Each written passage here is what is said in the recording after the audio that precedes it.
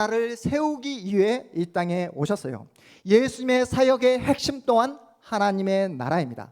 예수님의 설교 말씀, 예수님의 행동 하나하나, 그리고 예수님의 십자가 죽음, 부활, 승천, 재림까지 모두가 다 하나님의 나라와 연결이 되어 있어요. 예수께서 공적인 사역을 시작하시면서 첫 번째 했던 설교의 주제가 무엇이었습니까? 바로 하나님의 나라였습니다. 회개하라, 천국이 하나님의 나라가 가까이 왔느니라. 예수님이 부활하시고 바로 하늘로 승천한 것이 아니라 지상에서 40일 동안 제자들과 함께 지내면서 마지막까지 가르쳤던 내용 또한 뭐라고요? 바로 하나님의 나라였습니다. 우리 말씀 한번 볼까요? 말씀, 우리 사도행전 1장 3절 말씀, 사도행전 1장 3절 말씀 하면 띄우세요.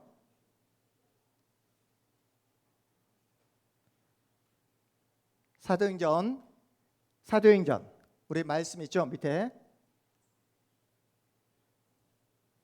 사도행전 1장 3절 말씀 우리 함께 읽어보겠습니다. 그가입니다.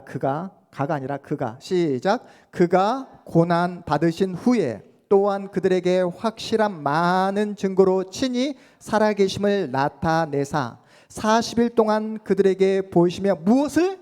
하나님의 나라 일을 말씀하시니라. 예수께서 십자가를 지시고 죽으신 다음에 부활하신 후에 바로 하늘로 승천하신 것이 아니라 40일 동안 제자들에게 가르친 내용이 바로 하나님 나라에 대해서 가르쳤다라고 말씀하고 있는 거예요. 예수님의 설교를 집약적으로 모아놓은 마태복음 5장, 6장, 7장의 말씀을 우리는 산상설교라고 그렇게 이야기합니다. 산상설교의 핵심 내용이 무엇입니까? 바로 하나님의 나라예요. 너희는 먼저 하나님의 나라와 하나님의 의를 구하라 라고 예수께서 말씀하셨습니다. 예수님이 보여주신 기적사건 또한 하나님의 나라와 연결이 되어 있어요. 예수님이 보이신 기적사건은 단순히 병들고 귀신 들린 자를 예수께서 너무나 불쌍해서 그들의 영혼이 너무나 불쌍해서 고쳐주신 것이 아니라는 거예요. 예수께서 그들에게 병을 치유해 주시고 귀신을 쫓는 그런 축기 사역을 보여주신 이유가 뭐라고요? 뭐랑 연결이 되어 있다고요? 하나님의 나라와 연결이 되어 있습니다. 보십시오. 여러분, 예수님이 보이신 그 치유와 기적 사건은 예수님을 통해 무엇이 임했다? 하나님의 나라가 임했다, 세워졌음을 보여주는 너무나 중요한 증거입니다. 추운 겨울이 가고 봄이 왔다는 것을 우리가 어떻게 알 수 있습니까? 추운 겨울이 가고 따뜻한 봄이 왔다는 사실을 우리는 길거리에 핀 노란 개나리와 진달을 보면서 봄이 왔음을 알 수가 있습니다. 여러분, 기나긴 그 여름이 끝나가고 우리에게 풍성한 가을날이 왔음을 우리가 어떻게 알 수 있죠? 들녘에 익어가는 별을, 노랗게 익어가는 별을 보면서 우리 앞에 가을이 왔음을 우리는 알 수가 있습니다. 여러분, 왜 사람들은 정말로 원하지 않는, 그토록 싫어하는 질병인 암에 걸리는 것일까요? 왜 사람들은 원하지 않은 질병에 걸려 고통을 받다가 죽음을 맞이하게 됩니까? 이유가 무엇이죠? 죄의 삭은 뭐다? 사망입니다. 인간이 죄를 범한 후에 사단이 이 세상을 통치하게 되었어요. 인간의 죄값으로 생겨나는 것이 바로 질병이고 고통이며 죽음입니다. 예수님은 죄가 왕노릇하는 이 세상에 오셨어요. 그리고 병든 자를 고쳐주세요. 귀신을 쫓아내십니다. 질병을 치유하고 귀신을 쫓아내는 행동 하나하나가 사탄의 통치가 끝나고 사탄의 그 다스림이 망하고 이제 하나님의 통치 다스림이 회복되었다는 그 강력한 증거를 보여주는 사건이라는 거예요. 여러분, 하나의 국가, 하나의 나라가 여러분 세워지기 위해서는, 나라로 인정받기 위해서는 반드시 세 가지가 있어야 합니다. 그 세 가지가 무엇이죠? 나라로 인정받기 위해서는 세 가지가 무엇이죠? 첫째, 네? 땅. 그렇습니다. 영토가 있어야 돼요. 우리 세승이가 말했던 것처럼 영토가 있어야 됩니다. 두 번째, 그렇죠. 사는 사람, 국민이 있어야 된다는 것이죠. 국민. 그리고 나머지 세 번째가 무엇이죠? 영토, 국민, 주권이 있어야 된다는 거예요. 주권. 여러분, 일제시대 때를 한번 생각해 보십시오. 일제 식민지가 되었을 때 우리는 나라를 잃었다고 말합니다. 그 당시에도 국민이 있었어요. 그 당시에도 조선 땅이 있었습니다. 그런데 나라를 잃었다고 말하는 이유가 무엇이죠? 우리가 일본으로부터 주권을 상실했기 때문에, 주권을 잃으면 나라를 잃게 되는 것입니다. 여러분 아시잖아요. 주권을 누가 가지고 있느냐에 따라서 나라의 형태도 달라지게 됩니다. 주권이 왕에게 있는 나라를 가리켜 어떤 나라라고 말합니까? 왕권 국가. 주권이 소수인 귀족에게 있는 나라를 가리켜 어떤 국가? 귀족 국가라고 이야기합니다. 주권이 모든 국민에게 다 나눠져 있는 그러한 나라를 가리켜 우리는 민주 국가라고 이야기합니다. 그렇다면 하나님의 나라는 민주 국가일까요? 하나님의 나라는 민주 국가이다. 한번 손 들어볼까요? 하나님의 나라는 민주 국가이다. 하나님의 나라는 그럼 어떤 국가일까요? 그렇습니다. 하나님의 나라는 민주국가가 아니에요. 왕정입니다. 우리가 투표를 해서 하나님을 뽑았습니까? 아니죠. 우리가 투표를 해서 어떤 입법, 국회의원을 뽑아서 하나님의 법을 만들었냐고요. 그렇지 않습니다. 하나님은 우리의 왕으로서 절대 주권을 가지고 있어요. 절대 주권을 가지고 있다는 그 말은 하나님께서 법을 만들었으며 입법권, 하나님께서 그 법을 집행하는 행정권을 가지고 있으며, 또한 모든 것을 심판하시는 사법권을 누가 가지고 계시다? 하나님이 가지고 계시다는 뜻입니다. 그러하기에 여러분, 그렇다면 국민은 누구일까요? 하나님 나라에서 국민은 바로 이 자리에 앉아 하나님을 예배하는 여러분이 하나님의 국민이라는 거예요. 이 땅에 존재하는 모든 사람들이 다 하나님의 국민이 아니라 하나님께 선택받은 교회만이 하나님께 순종하며 하나님을 찬양하는 그 사람들만이 하나님의 국민입니다. 그래서 우리가 하나님의 말씀에 순종하는 거예요. 하나님께서 가라 하시면 우리는 가고, 하나님께서 멈추라 하시면 우리는 멈추는 사람입니다. 하나님의 말씀이 우리에게 법이고, 하나님의 말씀에 순종하는 것이 우리에게 선이며 그것이 복이라고 믿는 사람이 바로 하나님의 국민입니다. 백성입니다. 이 자리에 앉아 있는 여러분 한 사람 한 사람이 하나님의 말씀에 순종하는 하나님의 백성인 것을 믿으시기 바랍니다. 그렇다면 마지막으로 영토의 의미는 어떤 의미일까요? 영토.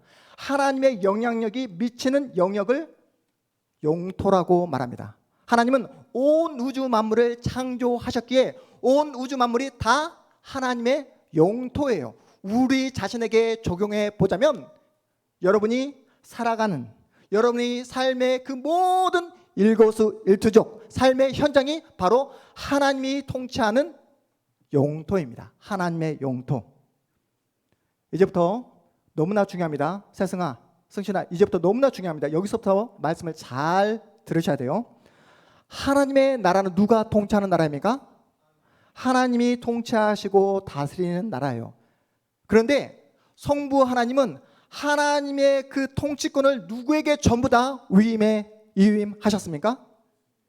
예수 그리스도에게 모든 하나님의 통치권을 다 위임하셨습니다. 그래서 하나님은 독생자 예수 그리스도를 이 땅에 보내셨고, 예수를 통해 하나님의 나라를 세우려고 하나님께서 계획하셨다는 거예요. 다시 말해, 하나님의 나라는 누가 통치하는 나라입니까? 예수님이 통치하는 나라가 하나님의 나라입니다. 그래서 예수님은 십자가 위에서 죽으신 거예요. 왜요? 우리를 대신하여 죄를 해결해 주심으로 우리 가운데 어떤 나라? 하나님 나라를 세우기 위해서요. 예수를 믿는 자에게는 그래서 뭐가 없다?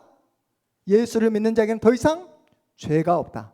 더 이상 예수 안에 있는 자에게는 죄의 종노릇하며 사망으로 끝나는 그런 자가 없다. 예수 안에 있는 자는 하나님의 자녀이며 참된 자유를 누리고 있다라고 말씀하고 있는 것입니다. 그래서 로마서 8장 1절 2절 말씀, 우리가 암송하고 있는 말씀이죠. 한번 볼까요? 로마서 8장 1절 2절 말씀, 우리 함께 믿음으로 선포해 보겠습니다. 시작. 그러므로 이제 그리스도 예수 안에 있는 자에게는 결코 무엇이 없나니? 정죄함이 없나니, 이는 그리스도 예수 안에 있는 생명의 성령의 법이 죄와 사망의 법에서 나를 해방하였음이라. 예수 안에 있는 자에게는 더 이상 죄책감, 정죄함이 없고 예수 안에 있는 자에게는 참된 자유가 있다라고 성경이 선포하고 있습니다.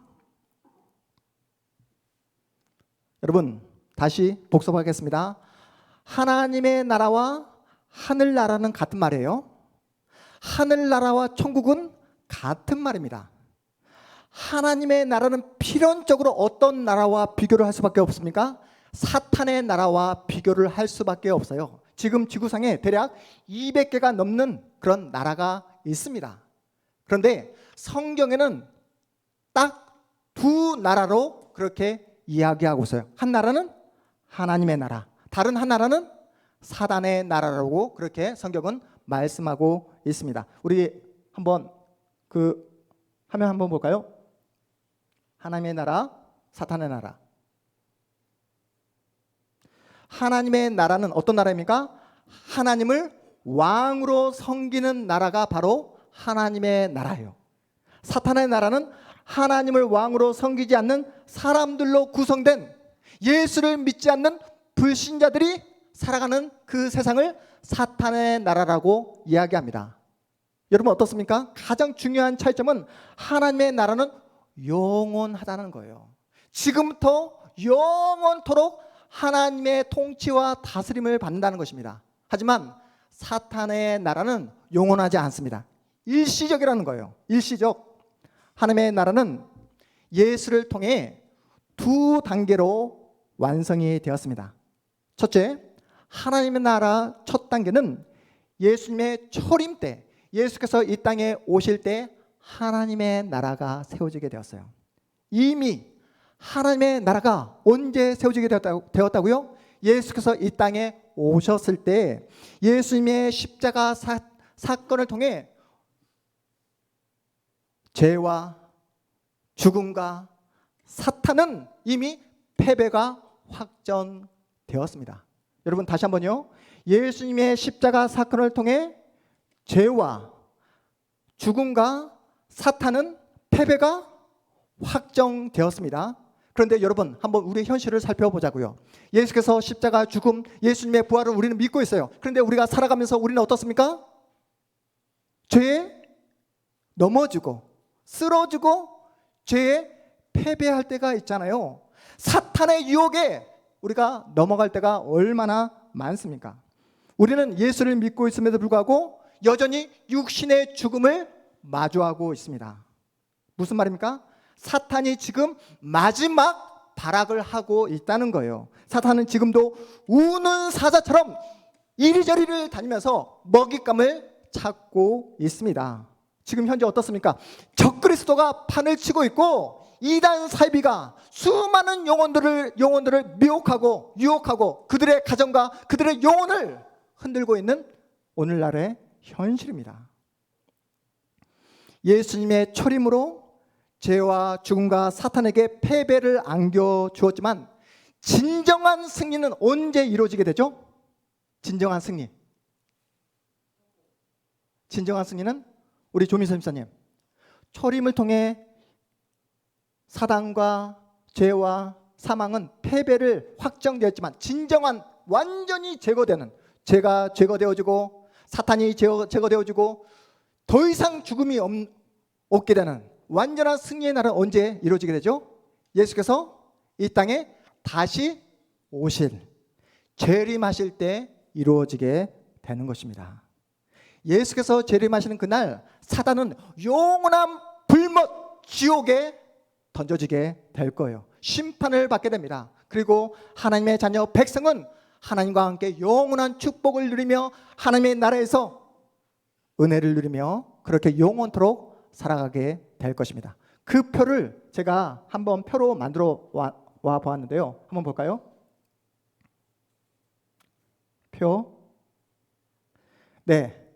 여러분 어떻습니까? 이미 하나님의 나라가 세워지게 되었어요. 언제요? 예수께서 이 땅에 오셨을 때, 초림하셨을 때 모든 죄와 죽음과 사탄은 패배가 확정되었습니다. 예수께서 이기셨어요. 그런데 지금 우리는 어떤 시대를 살아가고 있습니까? 교회 시대. 네, 예수님의 초림과 재림 사이 중간 시대를 살아가고 있습니다. 교회 시대를 살아가고 있어요. 그렇기 때문에 사단의 유혹을 받고 있고 사단의 어떤 핍박을 받을 때도 있습니다. 그런데 보십시오. 아직 오지 않은 하나님의 나라, 언제 완벽한 하나님의 나라가 세워지게 된다고요? 예수께서 재림하실 때 완벽하게 모든 사탄의 세력과 죄와 사망을 예수께서 이기시고 승리하실 것입니다.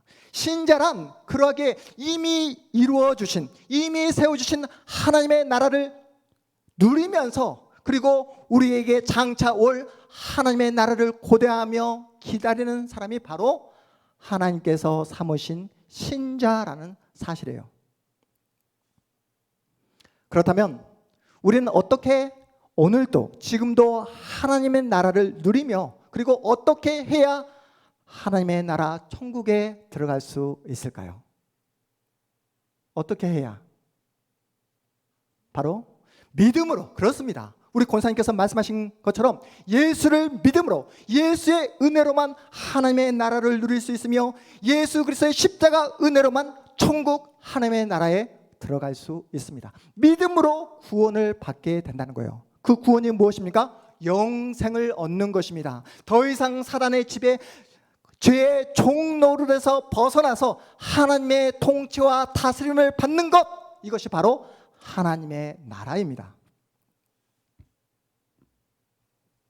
우리가 하나님을 아버지로 모시고 그 아버지로 인해서 날마다 기뻐하고 그 아버지로 인해서 날마다 만족하며 사는 것, 다시 말해서 항상 기뻐하고 쉬지 말고 기도하고 범사에 감사할 때 우리의 자리에 어떤 나라? 하나님의 나라가 임하게 되는 줄 믿으시기 바랍니다. 제가 중고등학교 시절에 정말로 전도를 잘했거든요.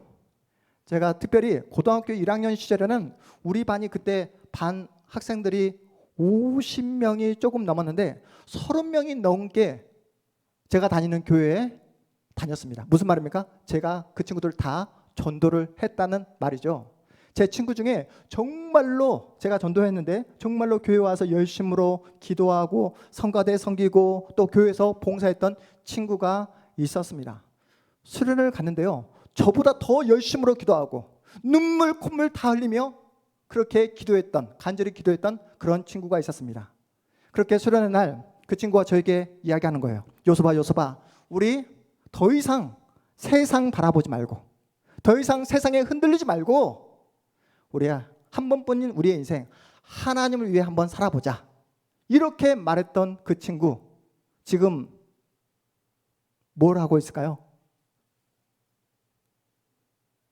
그 친구가 이제 고등학교를 졸업하고 대학교에 들어가게 되었습니다. 교회에서 좋아하는 누나가 생겼어요. 그 누님에게 자신의 그 어떤 감정을 고백했는데 그만 누님으로부터 차이게 되었습니다. 그 뒤로 교회를 나오질 않는 거예요. 그렇게 간절히 기도했던 친구가 교회를 떠나게 되었습니다. 그 뒤로 계속 날마다 술로 보내는 친구가 있어요. 맨날 술이야. 네, 그 이야기입니다. 여러분, 제가 무슨 말을 하는지 이해가 되십니까? 하나님의 다스림과 통치를 받지 못하며 자신이 보이는 종교적인 모습에 스스로 속아 넘어가 버리는 그런 성도들이 우리 한국교회에 얼마나 많은지 모른다는 사실이에요. 주일날 교회에 나왔다는 이유만으로, 주일날 교회에 나와서 봉사하고 헌금하고 주일날 뭔가 자신의 행동으로 보이는 그 모습만으로 나는 하나님 믿는 사람이야, 나는 천국 백성이야, 스스로 자신을 그렇게 생각하며 오해에, 착각에 빠지며 신앙생활하는 분들이 얼마나 많은지 모릅니다. 그러하게 하나님의 통치와 다스림을 받지 못하게 작은 시험에도, 작은 고난에도, 사탄의 작은 유혹에도 이겨내지 못하고 하나님을 떠나버리며 교회를 떠나버린 사람들이 한국교회에 얼마나 많은지 모릅니다. 이번 주 수요일 날 제 장인을 여러분에게 기도 제목으로 말씀드렸듯이 제 장인이 이제 요양병원에서 호스피스 병원으로 옮기게 되었습니다. 호스피스 병원을 가보니까 저보다 훨씬 더 나이가 어린 40대 초반의 환자들이 그렇게 많더라고요. 심지어 30대, 젊은 30대 환자들도 있다는 사실을 제가 목격하게 되었습니다. 제 아내가 그러더라고요. 예수를 믿지 않고 죽음을 맞이하는 분들은 죽음이 두렵고 겁이 나서 겁이 질린 그 표정으로 마지막 죽음을 받아들이고, 반면에 예수를 믿는 신자들은 하나님 나라 천국에 입성할 것이기 때문에 밝은 표정으로, 평온한 표정으로 죽음을 맞이하지 않냐고, 이렇게 저에게 질문을 던졌던 제 아내의 질문이었습니다. 여러분 어떻게 생각하십니까? 예수를 믿지 않는 사람들은 죽음이 너무나 겁이 나고 공포가 나서 너무나 공포스러운 표정으로 죽음을 맞이하고, 예수를 믿는 신자들은 다들 평온한 표정으로 죽음을 맞이하게 될까요? 제가 지금까지 목회를 하면서 얼마나 많은 장례를 또 치르고 또 마지막 임종 예배를 드렸겠습니까? 여러분 어떻게 생각하십니까? 예수를 믿는 신자들 가운데도 마지막에 정말로 이루 말할 수 없는 공포와 두려움에 휩싸여 마지막 죽음을 맞는 그런 성도들도 많았습니다. 대부분 사람들이 죽음이 다가오면 자기 인생을 돌아보면서 굉장히 큰 후회에 빠지거나 큰 두려움에 사로잡히게 되더라고요. 사랑하는 사람들에게 하지 못했던 말, 행동, 그리고 자기가 그 사랑하는 사람에게 상처 주었던 말과 행동 때문에 후회하고 자책하고, 또한 용서를 하지 못한 일이나 용서받지 못했던 일들에 대해서 엄청난 후회와 자책을 할 거라 여러분 생각하잖아요. 그렇죠? 그런데 실제는 그렇지 않습니다. 정말로 현장에서는 그렇지 않아요. 어떤 과거에 대한 후회, 자책보다 미래에 대한 두려움이 더 크다는 사실을 제가 확인하게 되었습니다. 죽음 이후에 자신에게 새롭게 다가올 미래에 대한 두려움이 더 크다는 사실을 알게 되었어요. 그래서 실제로 예수를 믿지 않는 세상 사람들이 하는 말이 이렇습니다. 죽음은 두렵지 않다고.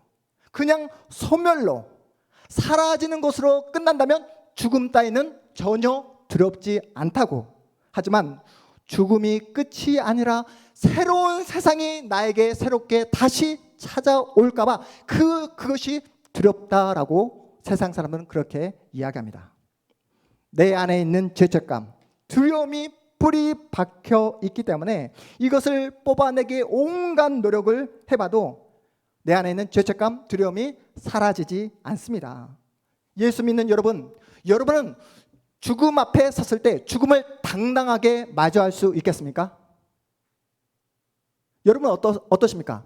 예수 믿는 여러분은 죽음이 여러분에게 찾아왔을 때 당당하게 그 죽음을 마주할 수 있겠습니까? 왜? 네. 아멘이라고 말씀하시는 분들은 지금 현실이 너무나 어려우신 분들이세요. 지금 현실이 너무나 살기 어렵고, 네, 힘들어서 빨리 하나님 나라 가고 싶다. 네, 그런 것이죠. 여러분이 살아왔던 삶의 궤적, 여러분이 걸어왔던 인생의 발자취를 가지고 하나님 앞에 당당하게 설 자신이 있냐고요. 이 모든 죄책감과 두려움은 죽음이 나에게 다가왔을 때 최고조로 달하게 됩니다. 어떤 누구도 이 문제를 해결할 수 없어요.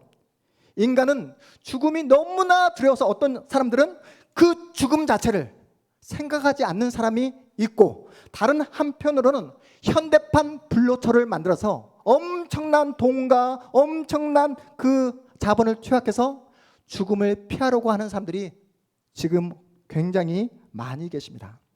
죽음을 없애려고 지금도 엄청난 자본이 투자되고 있어요. 하지만 어김없이 죽음은 우리에게 찾아옵니다.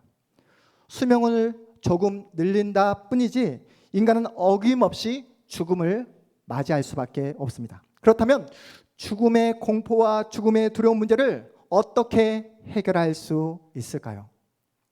우리는 지난주에 잠시 다윗과 골리앗 이야기를 나눴잖아요. 여러분 어떻습니까? 다윗은 그 열악한 조건을 뛰어넘어 믿음으로 하나님의 이름을 붙잡고 골리앗 앞에 섰을 때 골리앗을 넘어뜨린 다윗, 그 다윗의 영광과 승리를 나도 맛보고 싶다. 그래서 다윗과 동일한 하나님을 믿음으로, 그 하나님을 붙잡고 의지함으로, 여러분이 이번 주간 세상에 나가서 믿음으로 싸워보시니까 다윗이 골리앗을 넘어뜨렸던 것처럼 여러분도 세상을 믿음으로 이기셨습니까? 어떻습니까? 현실은? 네, 세상이라는 골리앗 앞에 맞고 터지고 묵사발이 되었던 우리의 현실을 발견하지 않습니까?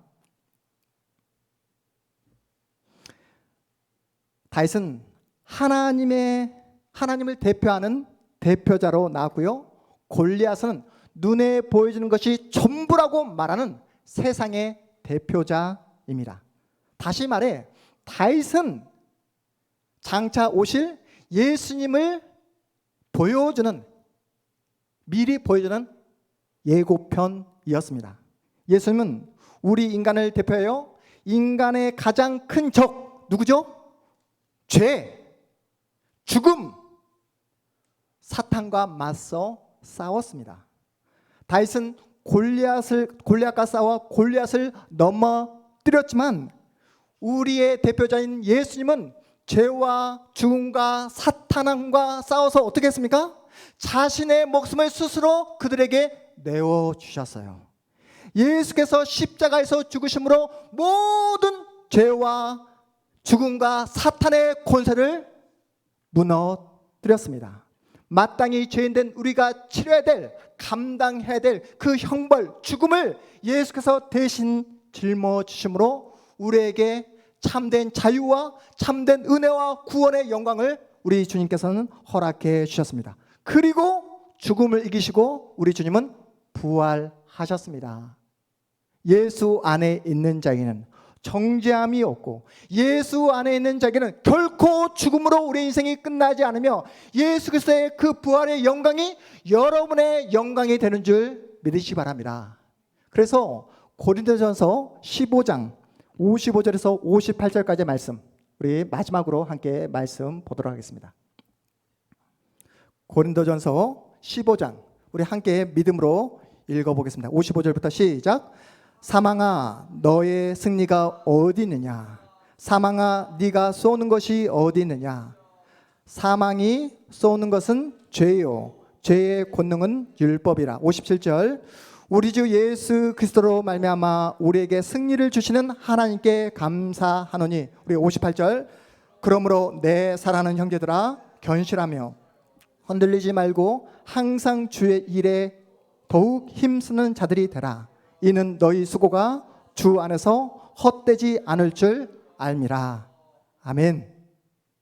죽음을 더 이상 두려워하는 존재가 아니라 사망을 향해서, 사망아 네가 쏘는 것이 무엇이냐, 너의 승리가 무엇이냐 라고 믿음으로 선포하며 사망을 이기는 여러분 모두가 되기를 주님의 이름으로 축복합니다. 저는 우리 동탄한마음교회 성도들이 모두 다 죽음 앞에서 벌벌벌 떨면서 죽음의 공포와 두려움에 휩싸여 그 마지막 죽음을 마주하는 것이 아니라 죽음 이후에 새롭게 시작될, 우리에게 이미 허락된 하나님의 나라를 기대하며 설레하며 그 하나님의 나라를 정말로 간절히 바라는 마음으로 죽음을 마주하는 그런 믿음의 사람들이 다 되어주시기를 주님의 이름으로 축복합니다. 여러분, 우리의 삶 속에서 만나는 그 삶의 고통과 눈물과 그 삶의 이루 말할 수 없는 막막함, 이것들이 영원히 지속된다면 우리에게 무슨 소망이 있겠습니까? 그런데 아까 보셨죠? 우리가 살아가는 세상은, 사탄이 지배하는 세상은 어떤 세상이라고요? 영원하지 않습니다. 일시적입니다. 우리에게 허락된 하나님의 나라는 영원합니다. 이미 예수 그리스도의 초림으로 세워진 하나님의 나라, 그 나라를 여러분이 맛보시고, 그리고 장차 우리에게 임할 완벽한 하나님의 나라, 예수님의 제 이름으로 우리에게 임할 그 영원한 하나님의 나라를 기대함으로 오늘을 살아내시는 여러분이 되시기를 주님의 이름으로 축복합니다.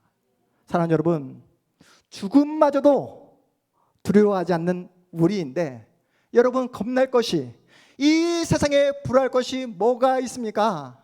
그러니까 여러분 좀 더 멋지게 근사하게 살았으면 좋겠습니다.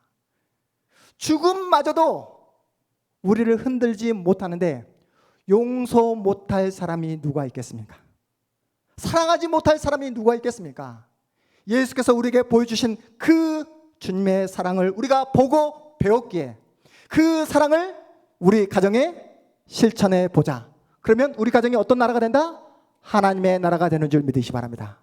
그 사랑을 가지고 우리 교회 공동체에 한번 온몸을 불살러 실천해 보자. 그러면 우리 동탄 한마음 공동체가 하나님의 나라가 되는 줄 믿으시기 바랍니다. 이번 주 한 주간 주님께서 주신 이 생명의 말씀을 붙잡고 세상 앞에 담대하게 설 때에 묵사발이 되는 한이 있더라도 주님께서 주신 생명의 말씀을 붙잡고 나갈 때 여러분이 서 있는 그곳에 하나님의 나라가 임하게 되는 줄 믿으시기 바랍니다. 이 믿음 가지고 주님과 함께 더욱더 당당하게 멋지게 믿음의 길을 걸어가시는 저와 여러분 모두가 되시를 주님의 이름으로 축복합니다. 모두 자리에서 일어나시겠습니다.